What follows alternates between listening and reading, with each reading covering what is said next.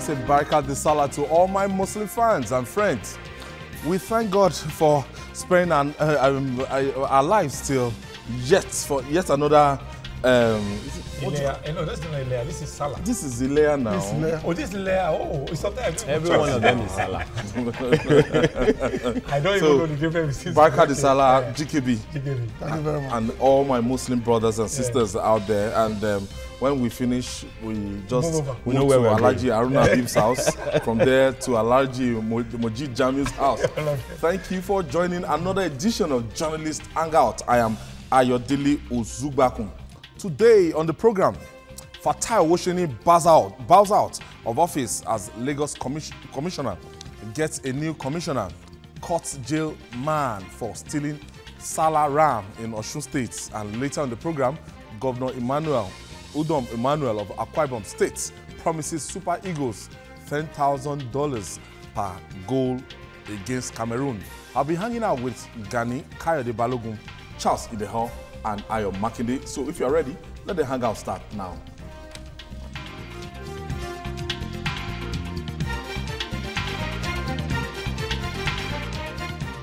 Come back. On July 2015, Fatai Owoseni was posted to Lagos Command of the Nigerian Police as the commissioner.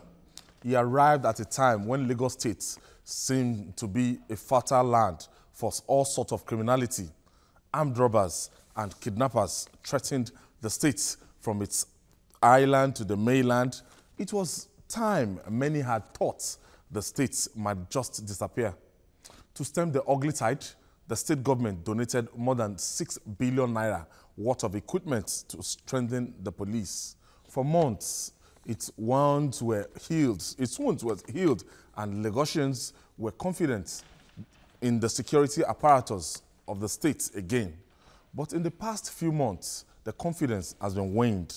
From Bado killings in Ikorodu to kidnapping incident in Ekpe to trembling rates of jungle justice in the city. Lagos has come under attack again. Governor Akinwumi Ambode is worried. Last month, he called for an additional police command in the state. As the state battles with insecurity, police headquarters quit the Lagos command. It redeployed Fatai Owoseni from the states and replaced him with Imohimi Edgar. Surprisingly, before Owoseni knew about his redeployment, the media had reported it. As at Thursday, Owoseni still debunked the news that he has been redeployed. Gentlemen, what is going on? I want us to first of all talk about, the mode of operation of Fatai Owoseni from 2015 July till this time. GKB, I want you to kick this off. Yeah, Fatai Owoseni is one of those officers that are humane, obeying. Somebody will not even believe he's a policeman. He's soft-spoken, but he's as hard as a nail. I know this, of course, based on the fact that he was a decorated police officer in some assignments outside the country. And I know he's good enough to even write a book about police operations outside the country, what they call peacekeeping force, throughout Africa and beyond. But having said that, Owoseni came in at the same time Governor Ambode came in. And both of them created a synergy that saw Lagos push back the tide of criminality. They worked together. To a reasonable extent. Don't forget that Lagos State created RRS, or they have an RRS that is now equipped massively towards about 6 billion naira. And I'm sure whoever those of us who live in Lagos, there's almost an RRS vehicle everywhere. On every corner. That's right. So there is police presence in most states.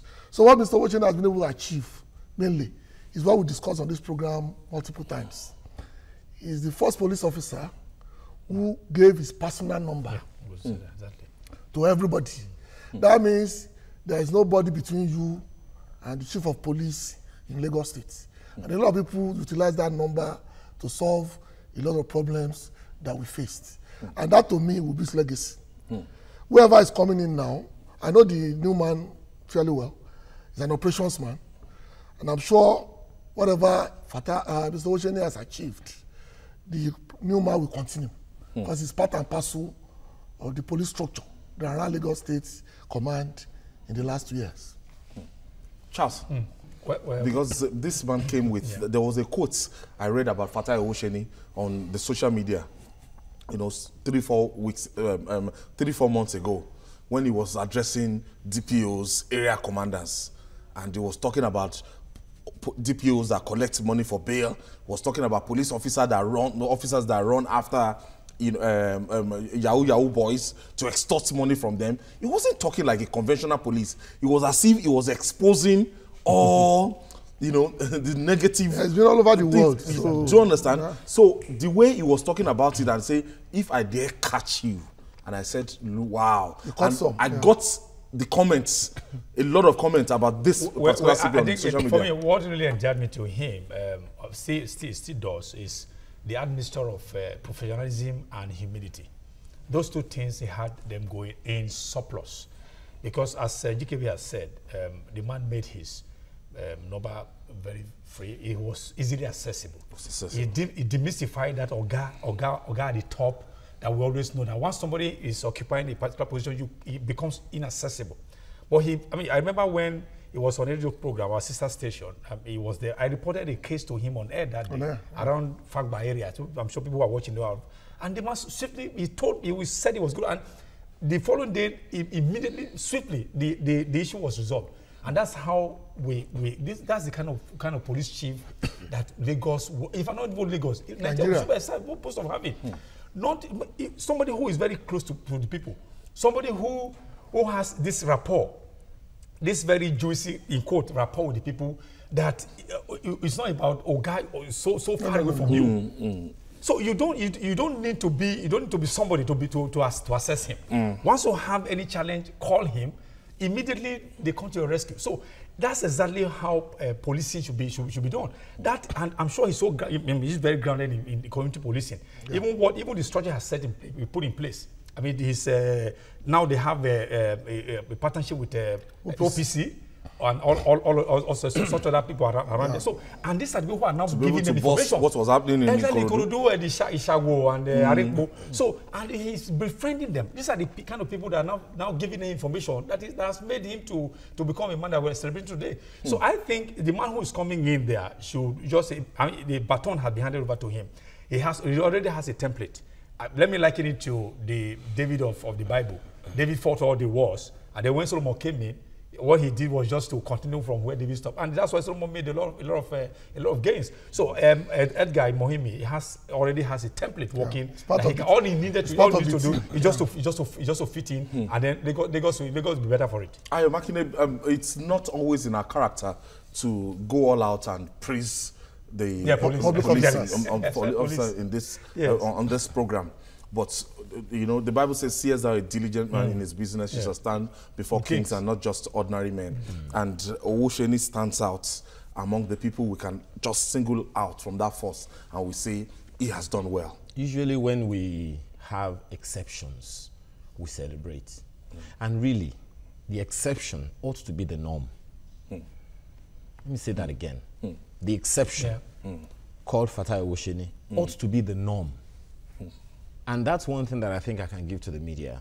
Okay, we have a way of, when you're doing right, we let you know you're doing right, you're doing well. When you're not doing right, we let you know that you're not doing right. That does not mean that he doesn't belong in the list or in the black books of some people. He came in and he said, look, my first priority is to deal with my system, the police system. But then you also know that there is only as much that one individual can do, okay? And we cannot say right here, right now, that everything, now that he has left, everything is going to continue smoothly. In 2015, in the days of Joseph Mbu, a report was done, you know, and that's the only report as I speak on the website of the Nigeria Police about Lagos, Zone 2. And that report still says part of the constraints, as far back as 2 years ago, insufficient fund, lack of electricity, that's not helping police to work. It's still on their website as I speak. Lack of electricity, insufficient operational vehicles, lack of barrack accommodations, lack of medical facilities, shortage of medical staff and drugs, shortage of kits, lack of arms and ammunition, lack of bulletproof jackets, etc. These are things you will find on the police website as I speak. Measure. So how do I confirm that this man has done well? Okay? Anyone who knows, who hears, will say, yes, please show me the evidence. Show me the report. It doesn't mean that I don't know that he's doing well. But you go anywhere, you report, man, it was a fantastic report. Please show me what you have. And you don't have a video. How do I know that you went there? That's right. You understand? So what I would love is not, because there is no doubt that there is some controversy, because, and that's really the question that you asked. There is some controversy around his redeployment. What is responsible for that? I don't know. Okay, why is there that controversy there? I don't know. So even when someone is doing outstandingly well, and this kind of thing happens, you want to ask a few questions. Okay, so this man, says he didn't know that he had been redeployed, and he told the media. I find that information, yeah, exactly. A little shaky. He's an excellent person, excellent, police officer, fine gentleman, and all of that. But what happened? How come he didn't know, Oga of police, that he had been redeployed? Question mark on intelligence. GKB, before you go to this next phase, 3 weeks ago I had a encounter with Fatah Owoseni on phone and everything, and one of my uncles is a police inspector. He was assigned to man cross country there at Jibo, and and lo and behold, around 1 a.m., dead in the midnight, Owoseni just shows up on Mufti, on random patrol himself. Yeah. And as he was going, he asked the inspector, "Do you know me?" The inspector said, "No." I said, "You don't know me? Don't know who I am. That means you are dangerous to the system." Wow. For you being here, and he had to tell them to remove his rifle and to go and remind him that you are a police inspector. First offense number one, apart from your normal offense, you don't know the commissioner of police.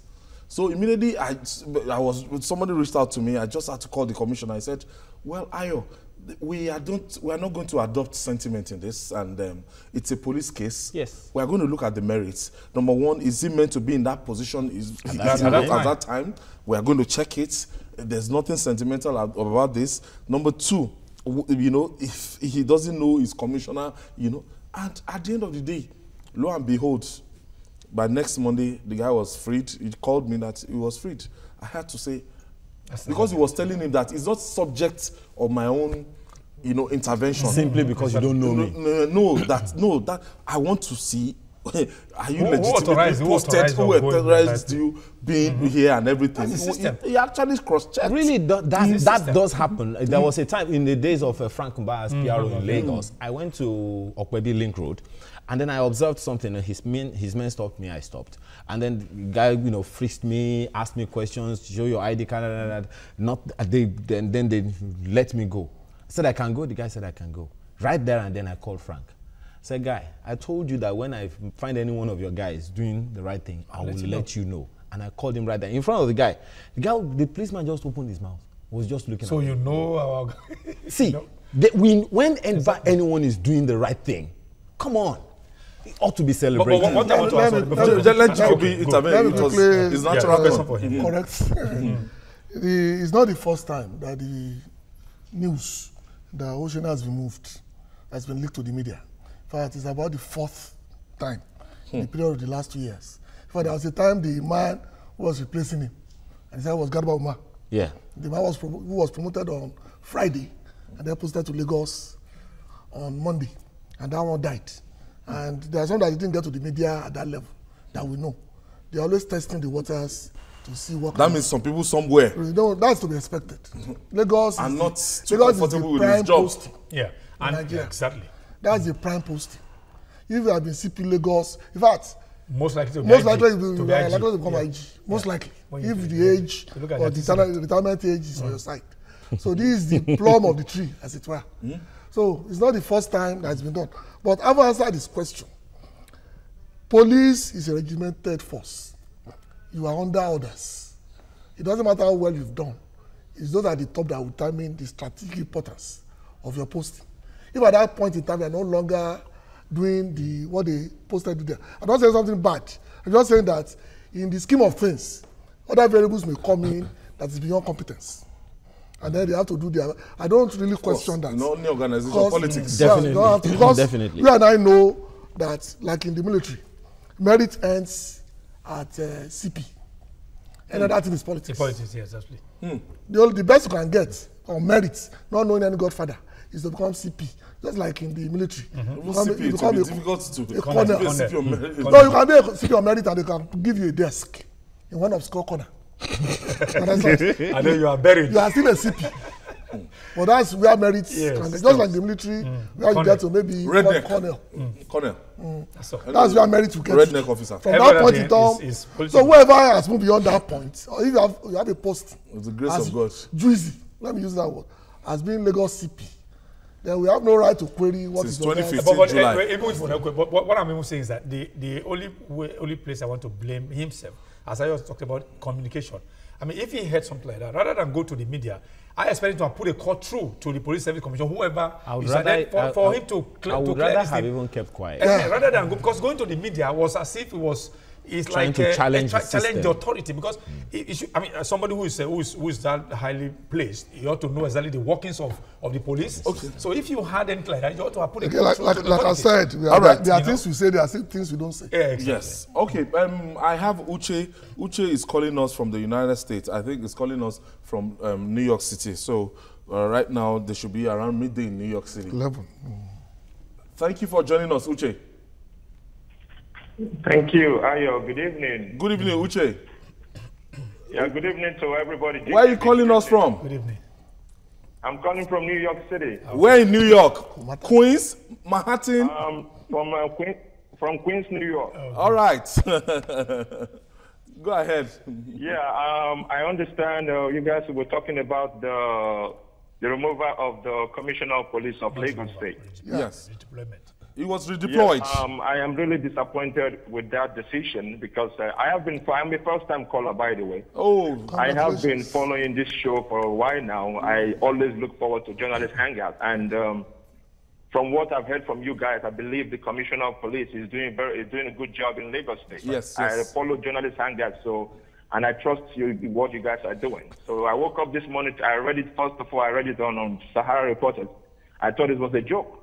Then I had to wait for this time to listen to you guys, and it is unfortunate. You know, whoever is in charge of the IG or whoever is in charge of the Nigerian police, they should be doing a good job. The right people should be in the right places and do what is right. You don't have to remove somebody who is doing a good job for whatever reason. You understand what I'm saying? Yeah. The police is doing a good job in Lagos State. So please, whoever is going to take over from this guy, please, we'll hope that person will continue from where this guy stopped. That's the main point. I don't know him, but I don't understand it. People just do stuff, like, the way we run things in Nigeria, it is unfortunate. Thank you, Uche. Uche, I want to thank you. I want to say that, redeployment or reposting for police is a routine thing. It's no big deal at all. It's a routine thing. They are posted, it doesn't mean because he was posted out of Lagos that something happened. And he wasn't going to be there forever. He wasn't going to be there forever. No. So it's a routine thing. Yes, It's just like the military. Exactly. So once you yes. So what I'm saying first is that that's going to the media first. Is for me it's a downer, because what they also have done. Somebody who has reason that Charles, we don't know the circumstances. Yeah, we don't know. No. Wait, Charles, sometimes when the media, when they hear something, because they are close to the CP, they want to call him. CP, have you heard? and the CP will say, you are just telling me. There's no way you can defend. From what I gathered, it wasn't even an official gazette, if you like, if you prefer. And I think, I'm not sure now, because I think I read something like there was a release or something from the office. Okay, gentlemen, let us set agenda for the new guy that is coming, because we know Lagos is critical for business to boom in Lagos, for economic activity of Lagos to, tourism, everything, and to go in line with how Governor Akim Mumiambori will want the Lagos of his dream. We need security. That means we'll be talking about Badu in Ikorodu. We need to stem that tide. We'll be talking about kidnapping. We'll be talking about jungle justice. Those, ritual killings here and there. So what do we have in front of, what's the name? Imami Edgar. The number one thing, in my opinion, is from Imohimi is Edo, yeah, that's right. The number one thing, in my opinion, is for his men to be well kitted. Because if the man who is going to secure me is not secure, I can't sleep with my two eyes closed. I think it's only the RRS people that can boast of, bulletproof jackets and everything. Unless the information that's on the website, but it is important. Now, of course, there is the Lagos State Security Trust Fund, and it's funding RRS. Hopefully, that can at least ameliorate some of the whatever that needs to be taken care of. The number one thing is for the policeman, because from the report on the Nigeria Police website, it's one policeman to 310 people as at 2015. Disaster. As at 2015, by official records. Because that census that was used put the population of Lagos 2 years ago at less than 10 million. Oh, the official, yeah. No. I'm telling you, less than 10 million. As at 2 years ago, of course, we know that it's a lot more than that. Now, if that is the case, how many people are in Lagos now? As official figure, one policeman to 310 people like you and I, men, women, and children. So that's inadequate. My police is just telling me that even in the information on the police website, one cannot rely on it. Because it's not updated. My point is that is the official position. So your calculation now should be. Right now, we have 30,000 policemen in Lagos State, and we are up to like 20 million. 20 million, for instance. So please, do the math. So it's worse. It's worse. That's the point that I'm going like one policeman to 700 people. So that's the point. That is not correct. Out of that 30,000, likely 5,000 are doing carrying bags for madam. I didn't say that. But that is the problem. So the number one thing for me is that these few policemen should be well kitted and confident enough to be able to face danger for me. Number two, what kind of insurance system does it? What I would love for one CP in Lagos to do is to take up the issue and say, you know what, we need to secure the people who secure people. Because these people go, you are going beyond the brief. It's beyond the police commissioner. You are looking at him like an inspector general. Let me tell you, this is a command. That is the truth of the matter. I don't know. Lagos is a command. You must cross-check. At least let him be able to say, I feel what you're saying. He's thinking. But are you thinking he's right? thinking like an American, where police chiefs are elected. Okay. No, sir. Let's not trivialize. Okay. Let me take Abubakar. Abubakar is calling us from Kano. Thank you for joining us, Abu. Hello, Abubakar. Yes, please. Thank you for joining us. Out there. Ramadan Karim. How are you doing? Happy Sallah. Barakah Sallah too. Yes, I want to contribute to what you are now discussing. Okay, please go ahead. Yes, you see, let me commend the whole police force of Nigeria, and then specifically the Owoseni, the former Lagos State Commissioner of Police. He has done very well, and I commend him for that. But we should remember that public service is all about change. You come and go. So if somebody overstays in one place, there may be a problem. So it is a continuous change. One will come, one will go. new ideas will follow. Before him, there was somebody. And After now him, he has been there, and he is out, and somebody is now there. So we should be able to encourage, the swatting and exchange of ideas, and then handling new people with new techniques, to switch the modern times of crime. Yeah. Thank you very much. Thank you very much for your contribution, Abubakar. The original question you asked. We are setting the agenda for the Edgar Imami. Luckily, Mr. Moimi is well known for his community skills. In fact, he was the one who held the meeting with the OPC people. Yes. He was the one who initiated and met with Was them. he DCP Ops? Ops. Yes. Okay. He's an operations person. And he's basically a community mobilizer kind of policeman. That's his forte. That's area that Community is policing. very good. And there are very few, those who were trained in the 90s are now becoming commissioners of police. When Tafa was there, and a lot of officers were sent out to learn community policing. But Nigeria, of course, will always Don't have a run continuity. away from anything. Because to answer his original question, if there is no need for a police barracks in a federation, because policemen are supposed to be local And live within the Among the people people. that they live with. So there is no need to isolate yourself in the barracks. So if the barracks are falling apart, let it fall apart. Take people to where they will live, and they will get intelligence. In my area, in my small estate at Berkeley Estate, I have 3 police officers on my streets, retired. You understand? These people will automatically say, because I'm a journalist, just sound me out. I know what they were doing, but I understand the dynamics of what's going on. Because they realize the fact that to people you can trust with information, either journalists or policemen, in an ideal situation. Ideally. Let me You have to add in that an ideal situation. Thank you for adding that caveat. 2 people you can really trust should be your doctor, then of course the policeman, and then the journalist. But having said that, I think Mr. Moimi is going to bring a new dynamism towards community policing. I think that's what will be the difference. He's going to spend more time, and that's why I'm setting the agenda for him. Create more elements at the grassroots level so people start trusting the police more. And that would be a fantastic achievement if he leaves office.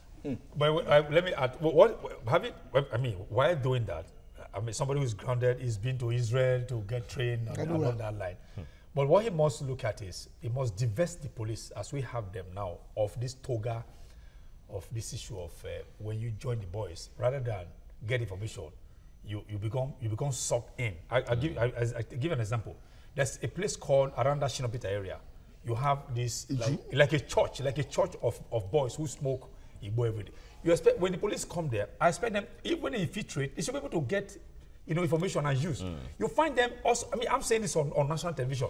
I have met them a number of times, so I'm prepared to say it. You find them smoking, even with the police, the boys over there. Number one, number two, you find them also. We're trying to clean up the image of the police. So this man has job to do. So you find them every Friday. There are this Okada and Marwa places where they go to, and then the particular amount of money they give them every time, in order for them to look the other way, even when there's crime. That again, this man should not allow that to continue. Which is why Ayo is talking about getting the police and then remunerating them adequately.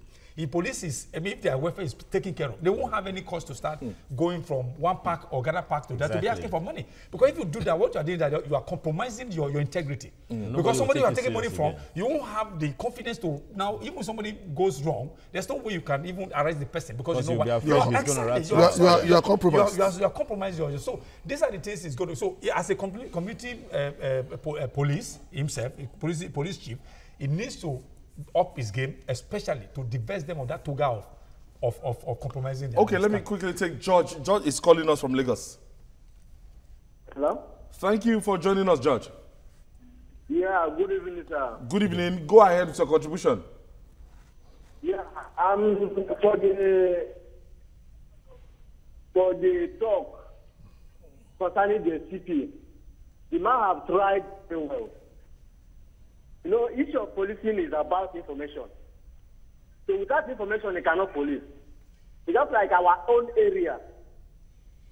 So if you come to the area, people are fearing to give information because some of all these boys, if you give them information. George, where are you calling from? Lagos now. It's Lagos. And as in the area he's talking about is Lagos. Okay. Okay. So some of all these policemen, if you give them information, maybe they will go past telling the suspect that this is the person that gives information. And if in the area,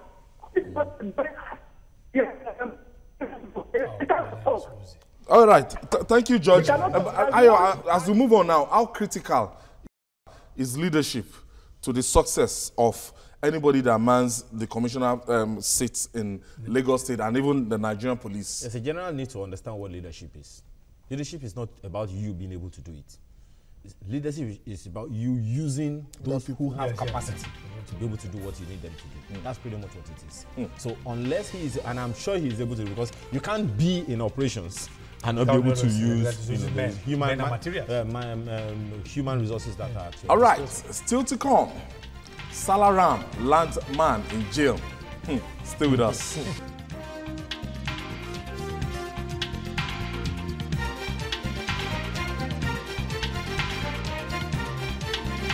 And in Osun State, we'll be celebrating this year's Sallah in a special way.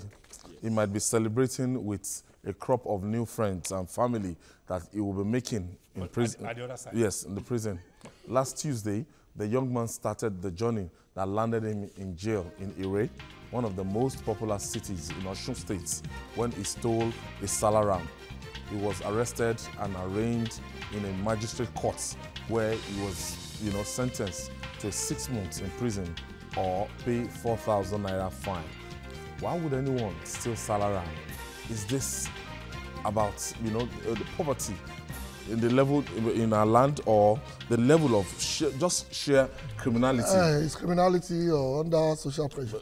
Well, okay, gentlemen, look at, he was arrested last week and he appeared before a magistrate court, Sallah Ram, and he was sentenced. The way a poor man, I'm sure he doesn't have a lawyer to represent him, and I'm sure he didn't have that option of fine to pay 4,000 naira. So on the spot.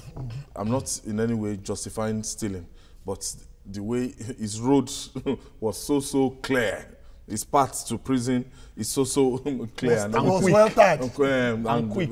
I'm very quick. So in our criminal administration of justice, how are we going to categorize this now? It's just a carriage of justice. Justice was served. The law says whoever steals will have this option. Remember the man on the pension board? Was supposed to, I didn't mention him. I will mention him. The law says I'll pay only 2,000 or go to 2 years. I just put it in the back pocket. I just put the money in the back pocket and pay it. I walked away. Don't blame the player. Blame the game. The problem here, but let me quickly correct this before it becomes something else. Islam does not ask you to kill ram by force. In fact, there's nothing compulsive about Islam when it comes to Sallah Ram. It's about affordability. The only thing you are required to do under the 5 laws is when you have the means. Even Hajj is when you have the means. And let me quickly correct that. Very, very apt. Well, for me, I will take a look at it first of all. What people do, where I grew up partly in Auchi, where you also have a preponderance of Muslims. What they usually do, because we had a lot of friends where we grew up together, we were celebrating Christmas, they joined us when it was Sallah time. It was not called Ileya, it's called Sallah. We all joined them. What they were doing usually was, I'm sure they still do it, is because they know that Sallah will happen next year. So they start preparing for Sallah next year, this day.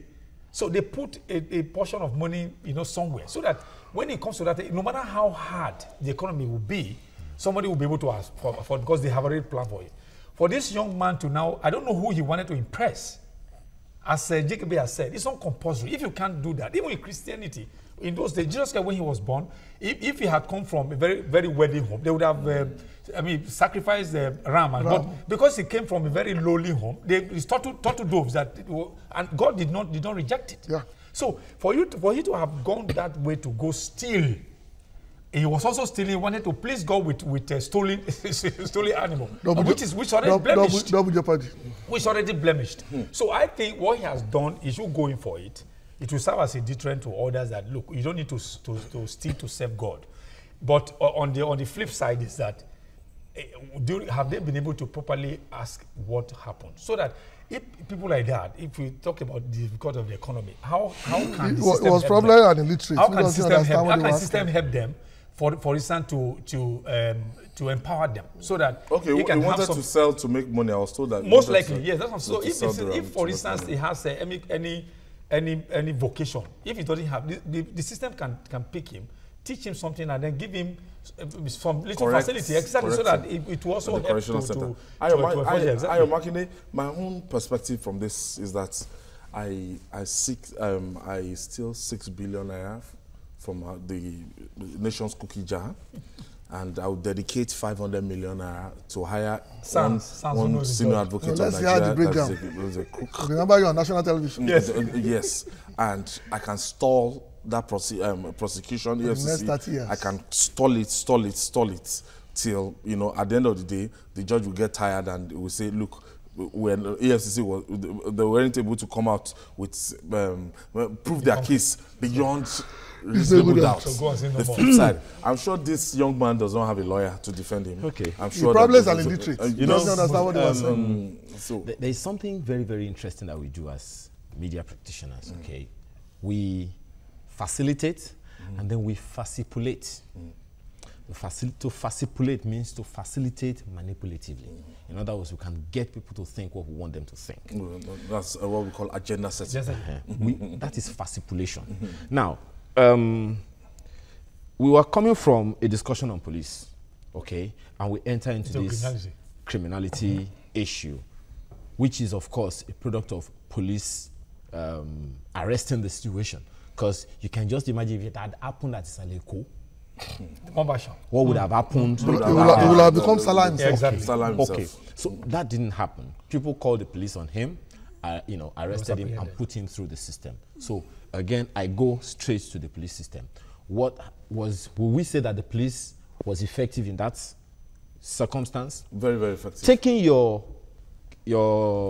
analogy, in which way do you fault a man who can afford to pay for the best lawyers who are able to argue that he stole legitimately? In which way do you blame him? He didn't steal at all. Just as Alhaji said the other time, someone is able to prove, puts his hand in his back pocket, brings out what you are asking, and he walks away. And the next day he goes and kills Sallah meat at a time that there was no Sallah to celebrate.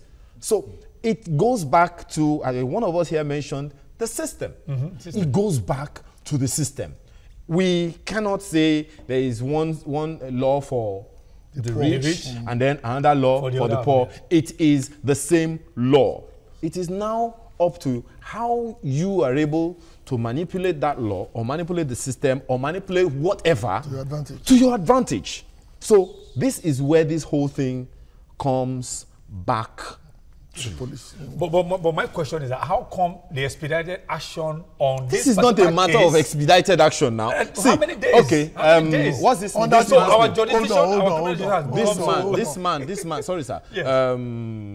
What's this kidnapper? Evans. He knew there is no story. I am guilty. The man who stole meat, he is guilty. What else do you expect the guy to do? This is not a matter of whether, if the man wanted the case stalled, it's a very, very easy thing. I am not guilty. And then they take him to trial. And then the case begins. It's just as simple as that. So the man who steals 6 billion naira, you caught it in his hands, and he said he didn't steal it, that he's not guilty. Then he goes to court. You begin trial. That's just the way it is. I am not saying that these guys are doing that. As a matter of fact, to a large extent, in many, many cases, people have actually taken the law into their own hands and went and taken vengeance on the people who have offended them simply because they knew that the system was going to release the fellow. So the cases are similar, but the processes, the circumstances are the same, the cases are similar, but the individuals involved and their capacity and intelligence and illiteracy, just as Alhaji mentioned, to manage this or use the system to their advantage is what differs. If anything happens to me today, I don't have money. If anything happens to you, I don't know. Maybe you have some Baba Saleh somewhere. But that's the way this thing runs, and it is unfortunate. But the issue of illiteracy that Alhaji mentioned, I can poo-poo that, because when you get to court, you are allowed. I mean, a language that you understand should be used for you to get the message. Literacy is beyond whether you can speak it. When they say the man said I'm guilty, he has a good lawyer who say you are not guilty. You are not guilty. Go there and say you are not guilty. That's just the thing. That's part of the literacy. That's it. But he goes there and he said, no, Moshe. Pẹ̀lú àlàyé. Àbí? Mo jẹ̀bi pẹ̀lú àlàyé. And what's the problem? All right, let's take Thomas. Thomas is calling us from Kaduna. Thank you for joining us, Thomas. Yes. Yes, go ahead with your contribution, Thomas. Hello. Yes, Thomas, you are on. Okay. Thank you for hanging out with us. Yes. Okay. Okay, I want to speak in respect to. Yes, I want to speak in respect to the what. Hello. Thomas is listening. I think he's listening. So, gentlemen, as we wind up, and so, are we saying that we have justice for the poor, justice for the rich, different from justice for the poor? Once you have lawyers, that's the caveat. That's the X factor. You have money for a good lawyer, then you can now determine that. Justice is purely based on the law. And if I can prove to you that you are not wearing a black shirt, then it's because I'm literate enough to know that I can call yourself. To manipulate your mind. And change the color. It's not the best, we agree, but okay. Let's move on. One of many things in which Nigerians have, are known is their ability to pray. Now, Nigerians pray to end recession, they pray to end flooding, they pray to end insurgency, and so on. Last month, the Nigerian Football Federation, NFF, President Amaju Pinnick urged Nigerians, as usual, to pray for the Super Eagles ahead of the double-header FIFA 2018 World Cup qualifier against African champions, that is, the Indomitable Lions of Cameroon. Just as Vice President Yemi Osinbajo told Nigerians that prayers will not end recession. The governor of Akwa Ibom State, that's Udom Emmanuel, has done what many Nigerians might start thinking about. He promised to pay the Super Eagles $10,000 for every goal scored. So information just reaching me now as it that the Super Eagles have scored a goal. They are leading ahead, of Cameroon, and any goal they score against Cameroon, $10,000. Let's juxtapose the reaction of Amaju Pinnick and the governor, who would will have a better football, who will make a better football administrator. Between them. Yes, because Amaju Pinnick is saying that please pray for the Super Eagles, and Udom Emmanuel is saying, guys, motivation. If you get the goal, I'm the answer to your prayer. Yes, $10,000. $10,000 now, roughly. Minor tax. Of course.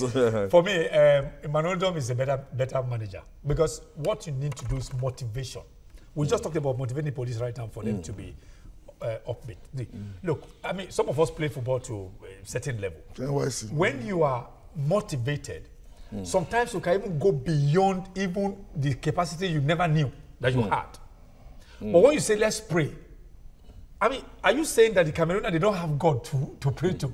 So the question is, whose prayer is God going to answer? The one with the money. Is he going to answer the Cameroonian or the one with the dollars? That's why sometimes when we are praying, this is not about the heresy. I don't think God has hands in football. Let us just go there, enjoy the game. If you have your strategies, you are a better trained team, you win. But the place of motivation is very, very important. Even in 1986, was it Jimmy Disu? Tunde Disu, exactly. And the Russia, they were leading us 4-0. The miracle of Daman. Yes, and we're talking about God of soccer. Exactly. 4-0 down. But I'm sure. And you're saying God is not in football. No. Do you know what they were told when they were in that dressing room?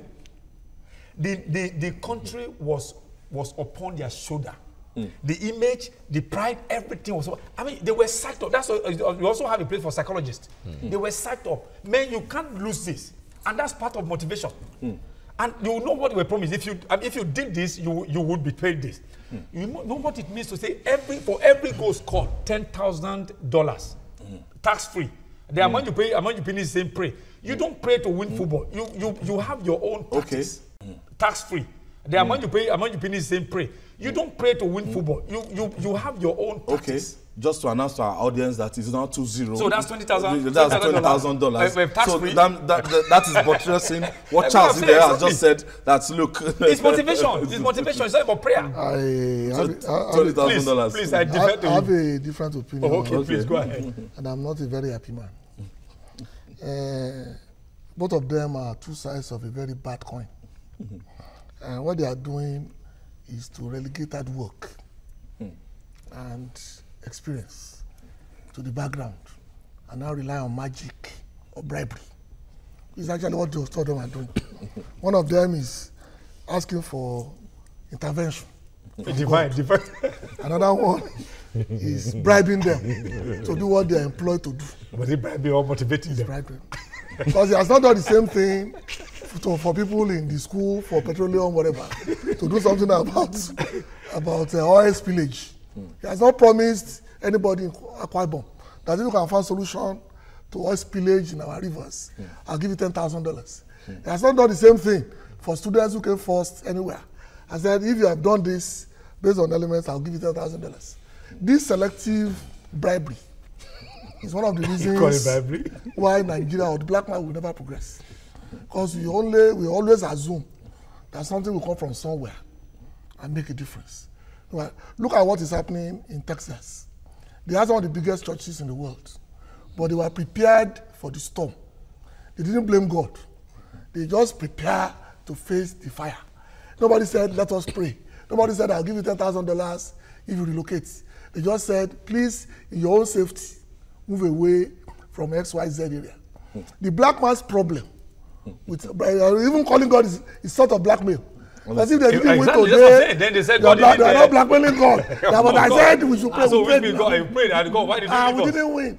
Meanwhile, the 11 men on the field are being paid to do that job. Yes. That's their job. You should be proud to wear the green jersey of Nigeria. I'm not saying you cannot be motivated, but like I said, Akwa Ibom State has been blessed with kindergarten governors.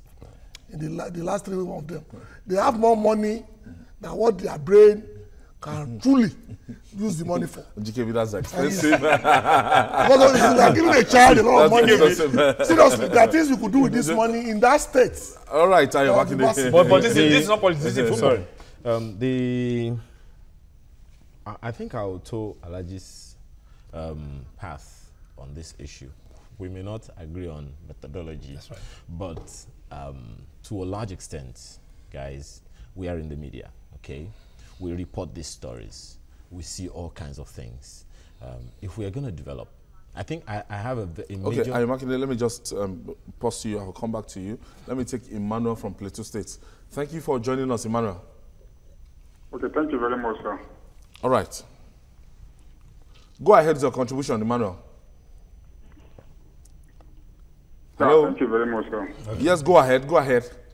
Okay, my own contribution in regard to the football competition that the governor of Akwa Ibom was promised to give them 10,000. Okay. My own contribution is, if I were the governor, the best solution for the Nigerian recession is not for him to be giving out a price of $10,000 for FIFA competition. Instead, we have enough schools in Nigeria that they have setbacks. We could have put that money in the best way to see how our school will progress and the economy will be progressing. What if the Super Eagles were able to score 5 goals? That means $50,000 will be gone for them. To me, it's not a good advice for the country. The best way is to put that money in the better position for the country to move forward. That's my own contribution for. Thank you for your contribution, Emmanuel. Yes, okay, so is it 10,000 naira each? No, $10,000 each to the team. Collectively. I don't know. Maybe it's collectively. I read it. It doesn't matter. I read it collectively. Anyway, I think Alaji and this Oga from Plateau seem to be speaking. I understand the sentiment of motivation. Sincerely, I do. Honestly, but And that motivation cannot be relegated, should never be relegated. And I think that really is the problem. The fact that motivation had been relegated for a very long time, for too long. So we are now trying to look for quick fix. This is not revamping. Because if this thing had continued, we would not need to be bribing these guys, to use Alaji's words. I don't Wait, know. Now, are we not seeing the benefit of the motivation right now? Exactly. Are you sure it is the motivation that is working? What about Neymar? How much is Neymar paid? How much is Neymar paid? Cameroon is a very big team in Africa right now. So Ayo, don't forget something. Top clubs the last in match. Europe Last and match. Sorry, please, don't forget that each person on that team is very well aware that one, this is a World Cup qualifier, and two, there are football scouts all over the place. What are you talking about? No, this is not the motivation. Are you telling me how? Any one of them who plays outstandingly well. How much is Neymar paid? That's motivation. Anyone who plays outstandingly well stands the advantage or the opportunity of being poached for an international team. But what are you talking about? It doesn't diminish I am not saying that the motivation is not good. Mark my words. The motivation, there is absolutely nothing wrong with it. And somebody who's talking about sports. But making it conditional, that if you are scoring, come on. Number one. Number two, he's giving dollars. What's happening to what happens to the naira? Come on. These are look, I'm not, the governor has his head screwed right. Okay? I believe that 5 million people, maybe if just 5 million people in Akwa Ibom who put him in government, they must have their heads screwed right. How much is that money? About 360. 360 and 10, that's about 3 point something. That's more than 3 million naira.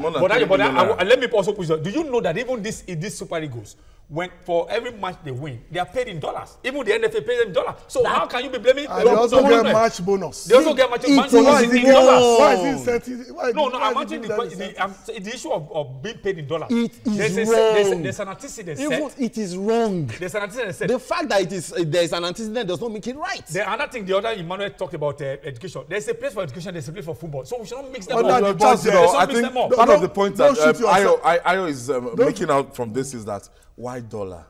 Because there's an antecedent. If you want to motivate, why can't you announce the cash donation of 4 million naira, 3.5 billion naira? What I'm saying first, what I'm saying, why must it be in dollars? What I'm saying, it's not as if I'm support. But if we must change it, let the NFF change this issue of currency. Who has a higher level of authority? The governor of a state the or an NFF president? No, NFF, an appointee. No, we are talking about decisions. There's other decision that is responsible for that. Mr. Uncle, you are a journalist, okay? If these things, you cannot say that this is the right way to do things. What I'm saying, it's not as if I subscribe, but what I'm saying further, the issue of paying in dollars, there's an antecedent. Agree first of all that this thing is wrong. There's an institution. Kill it now. And let them know. So that next time, when you are reporting tomorrow, nobody will say, you supported dollars. So if they say that your children should come and pay in dollars, you will agree. Reaching home stretch now. Your final verdict on this?